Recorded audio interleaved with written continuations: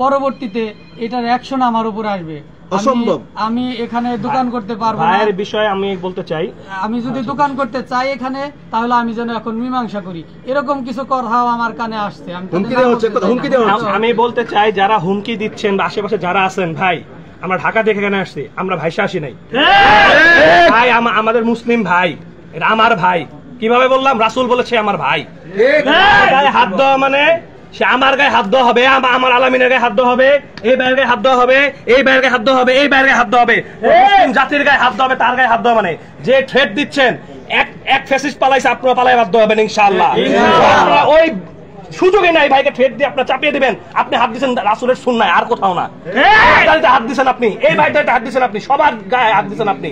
এই জন্য আমরা এখানে আসছি। তো ভাইকে যারা থ্রেট দিচ্ছেন তাদেরকে স্পষ্ট করে বলতে চাই, ভাই ব্যবসা না করে আমরা এত মানুষ কি করি? আমরা যদি 1000 কোটি টাকা দেব, সংসার চলে যাবে।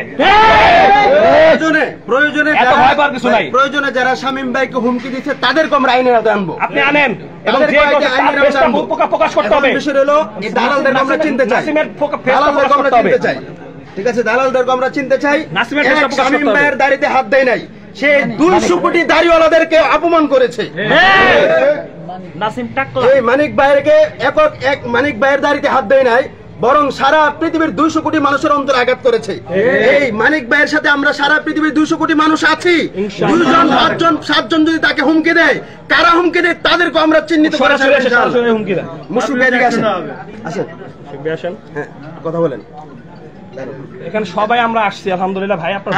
আমরা শুধু মানিকগঞ্জের মানুষ না, আমরা সারা বাংলাদেশ এখানে, আমরা সারা বাংলাদেশ এখানে না। মানিক ভাইয়ের পক্ষে সারা বাংলাদেশের জনগণ আছে কিনা? মানিক ভাইয়ের পক্ষে এদেশের 18 কোটি তাওহীদি জনতা আছে কিনা? মানিক ভাইয়ের পক্ষে 200 কোটি মুসলমান আছে কিনা?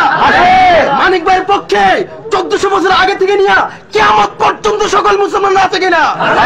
প্রয়োজনে এই মানিক ভাইয়ের ইস্যুকে যদি কেউ দামাচাপা দিয়ে তাকে হুমকি দিয়ে থামিয়ে দিতে চাই, প্রয়োজনে এটা জাতীয় এবং আন্তর্জাতিক ইস্যুতে রূপান্তরিত হবে। আমরা কোনোভাবে ক্ষান্ত হব না, আমরা কোনোভাবে ছাড় দিব না। ভাই আপনি কি আপোষ করতে চান? না, আপনি কি আপোষ করতে চান? এটা তো এখন আমার ব্যক্তিগত বিষয় না, এটা ইসলামের বিষয়। এটা কোনোভাবে আপোষযোগ্য না। এটা কোন অনেক সুশীলরা বলতে চায় যে সে তওবা করলে মাফ করে দেওয়া হবে। ভাই প্রশ্নই আসে না, এটা সকল জাতি ব্যতীত হয়েছে, এটা এমন হবে না। ঠিক আছে ভাই, আল্লাহ তাআলা আমাদেরকে ধৈর্য ধারণ করতে তৌফিক দান করুন। স্থানীয় উলামায়ে কেরাম আছে, তাদের সাথে বিষয়টা পরামর্শ করে আমরা